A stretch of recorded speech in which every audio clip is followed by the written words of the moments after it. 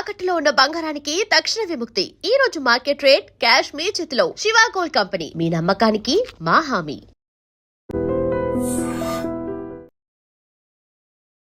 నమస్తే రమగారు. నమస్తే జయ.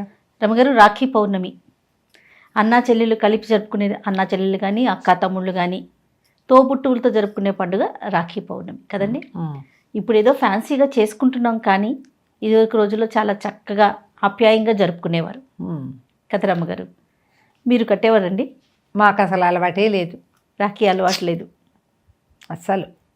ఎప్పుడూ కట్టలేదు, అలాంటి సరదా కూడా లేదు. ఇంతమంది అక్క చెల్లెళ్ళు ఉన్నా కూడా అసలు అలవాటే లేదు ఇంట్లో.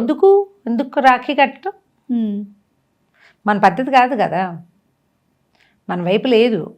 ఇప్పుడు సినిమాల వల్ల, హిందీ సినిమాలతోటి, తర్వాత తెలుగు సినిమాల్లో కూడా చేసి ఇప్పుడు రాఖీ ఒక మస్ట్ అండ్ షుడ్గా చేయవలసిన క్రియగా ఈ రోజున అయిపోయింది. కానీ మాకేమీ అలవాట్లేదు, నేను ఎప్పుడూ కట్టలేదు మా అన్నయ్యకి. రాఖీ పండగ ఈ రోజున అన్నయ్యని తలుచుకోవాలి.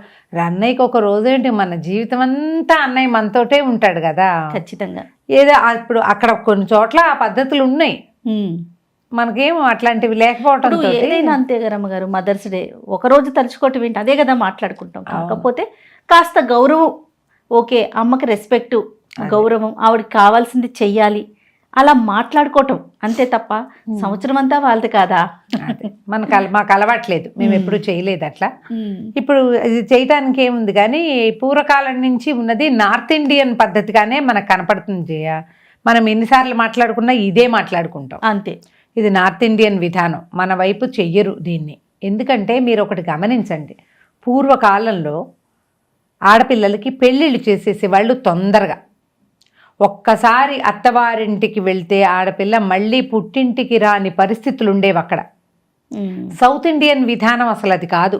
ఆడపిల్లలకి పురుడు పుణ్యము అంతా పుట్టిళ్లలో చేయటమే మన పద్ధతి. పురుటికి తెచ్చేసి మళ్ళా 5-6 నెలలు వచ్చేదాకా, ఏడాది వచ్చేదాకా కూడా పంపేవాళ్ళు కాదు మన వైపు.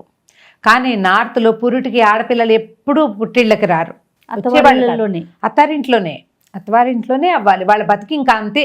పైగా ఈ తండ్రులు వాళ్ళు కూడా కూతురింట్లో తినకూడదు, కూతురింట్లో నిద్ర చేయకూడదు, అలాంటి పిచ్చి సిద్ధాంతాలు ఉండేవి వాళ్ళకి. ఆడపిల్ల తండ్రులు పిచ్చో మంచో ఇక వాళ్ళ పద్ధతులు అవి అంతే. తొందరగా పెళ్ళిళ్ళు చేసేసేవాళ్ళు. ఆ వెళ్ళిపోయిన ఆడపిల్లలకి పుట్టింటి నుంచి ఏ ఆశ ఉండేది కాదు. అదేలేండి. అప్పుడు ఈ అన్నదమ్ములు వెళ్ళి లేదా రాఖీ కోసమైనా తీసుకొచ్చేవారు, లేదా వీళ్ళు వెళ్ళి నీకు మేము ఉన్నాము, మేమన్నీ మోరల్ సపోర్ట్ కోసం కూడా ఈ పద్ధతులు వాళ్ళ దగ్గర ఉన్నాయి. ఓకే, ఇది బేసిక్ థింగ్ అంతే. ముందు ఎప్పుడో కృష్ణుడికి ఏదో దెబ్బ తగిలితే ఆవిడ మన ద్రౌపదీదేవి తన చీర చెంగు చింపి ఆయన చేతికి కట్టిందట. ఒక చీర ఒక దారపు పోగు తన ఒంటి మీద కట్టినందుకు ఆమె అవమానపడ్డప్పుడు వస్త్రాలు ఇచ్చి ఆమెను కాపాడాడు భగవంతుడు. ఆమె రక్షాబంధనం అలా జరిగిందనమాట. ఇది కాకుండా చరిత్రలో కూడా చెప్తారు, ఎప్పుడో ఈ అలెగ్జాండరు పురుషోత్తముడు ఆ యుద్ధాల కాలంలో అట్లా రాణిగారు పంపించినటువంటి ఆ రాఖీ ఉండటం వల్ల ఆ చేతికి కట్టున్న రక్షాబంధనం అంత రాజును చంపడానికి కత్తెత్తినప్పుడు ఆ రాణిగారు పంపించిన రక్షాబంధనం ఉండేసరికల్లా ఆమెను రక్షించాలి, పాప భర్త చనిపోతే ఎట్లా అని చంపకుండా విడిచిపెట్టాడని పురుషోత్తముడు ఆ కాలపు గాథగా ఒకటి చెప్తారు, రాజపుత్రుల్లో జరిగినది అని. అది కూడా మనకి హిస్టరీలో పేర్లతోటి ఏవో కనపడతాయి. ఓకే. ఆ తర్వాత నుంచి ఈ రక్షాబంధనం కట్టే విధానం వచ్చింది అంటారు. అవునో కాదు, కానీ ఇప్పటికీ కూడా ఏమిటి, అన్న చెల్లెళ్ళు లేదా అక్క తమ్ముళ్ళు వాళ్ళ యొక్క ఈ సోదరి భావాన్ని బలపరుచుకోవటానికి, నీకు రక్షణగా నేనున్నాను, నా మోరల్ సపోర్టు నీకు ఎప్పుడూ ఉంటుంది అన్న నమ్మకాన్ని కలిగించటానికి ఈ రక్షాబంధనం అంటే అమ్మాయి అడిగినట్టు అన్నయ్యో తమ్ముడో ఒప్పుకున్నట్టుగా ఈ రక్షాబంధనం చేసుకుంటారు. ఇది క్రమంగా ఒక పండగ, ప్రత్యేకమైన పర్వదినము, ఆడపిల్లల్ని గౌరవించడానికి ఇది ఒక ప్రత్యేకమైన విధానంగా చాలా అద్భుతంగా చేసేసుకుంటారు వాళ్ళు. అవే అద్భుతాలు ఇప్పుడు మన తెలుగునాట కూడా అన్ని చోట్ల జరుగుతూనే ఉన్నాయి. రాఖీ కట్టి అన్నదమ్ములు అనిపించుకోవటం, రాఖీ కట్టారంటే సోదరి భావం ఉంది వీళ్ళ మధ్యలో అని చెప్పుకోవటానికి ఒక ఏమనాలంటే మన ఓ సిగ్నిఫికెన్స్గా నడుస్తోంది, ఒక సెంటిమెంట్గా నడుస్తోంది. అవకాశం ఉన్నవాళ్ళు అన్నదమ్ములకో స్నేహితులకో రక్షాబంధనం చేసి మేము నీతోటి ఉంటాము, నువ్వు మమ్మల్ని రక్షించు అని ఒక బాంధవ్యాన్ని మనం పదిలపరచుకోవటం అన్నమాట. అవకాశం ఉన్న వాళ్ళు చేసుకోవచ్చు.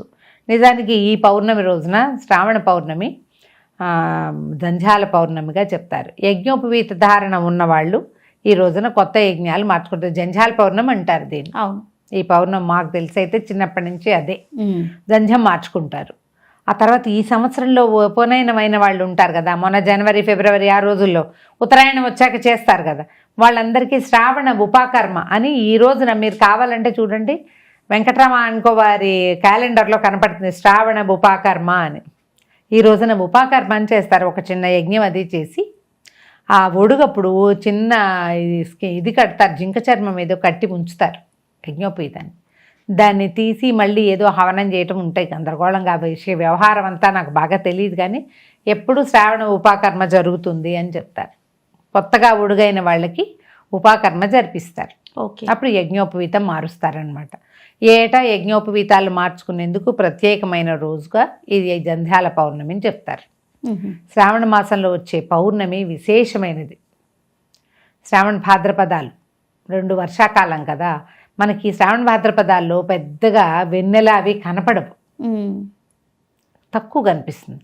పౌర్ణమి నాడు విశేషంగా కనపడతారు. ఈ శ్రవణ నక్షత్రంతో కూడి ఉంటాడు చంద్రుడు. అందుచేత ఈ శుక్రవారం, అదే ఏ వారం అవుతుందో చూసుకుని, శుక్రవారం అయింది ఈసారి, లక్ష్మీ పూజ చేసుకున్నా కూడా మంచిదే.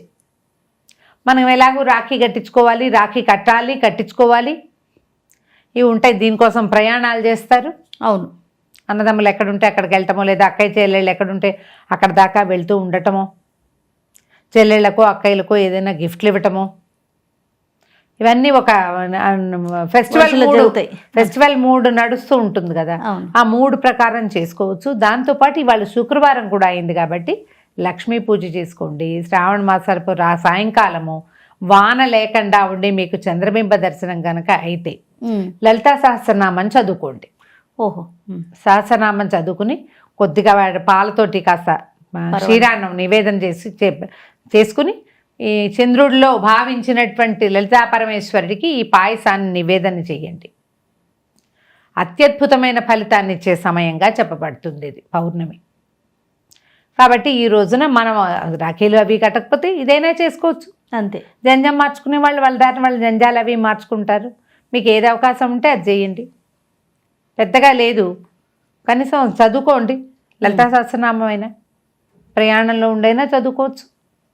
చంద్రబింబ దర్శనం చేసినప్పుడు దండం పెట్టుకుని బింబంలో లలితని దర్శనం చేసే ప్రయత్నం చేయండి.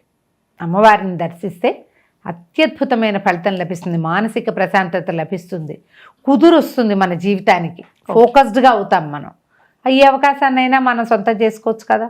తప్పకుండా అండి. రైట్. నమస్తే రమ్మగారు. నమస్తే G. And for more videos, Please subscribe to iDream.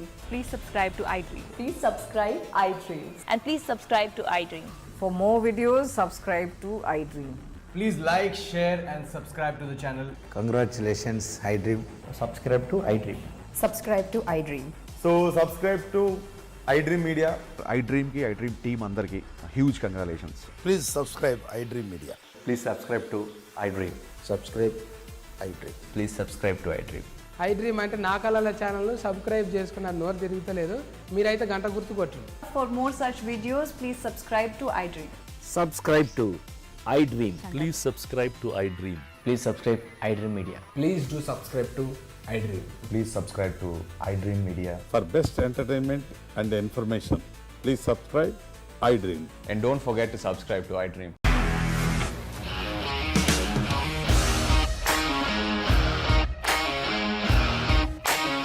ఇండస్ట్రీలో కమిట్మెంట్ ఇష్యూస్ వస్తే నీకు కూడా వచ్చినట్టు మార్నింగ్ తీసుకెళ్ళానంటే కొట్టి పడేస్తారు.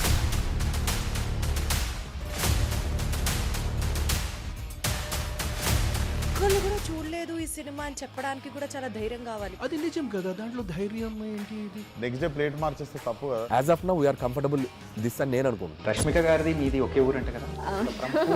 నీకు కోపం వచ్చిందంటే బాగా తిట్టేత్తరా? తిట్టేద్దామండి.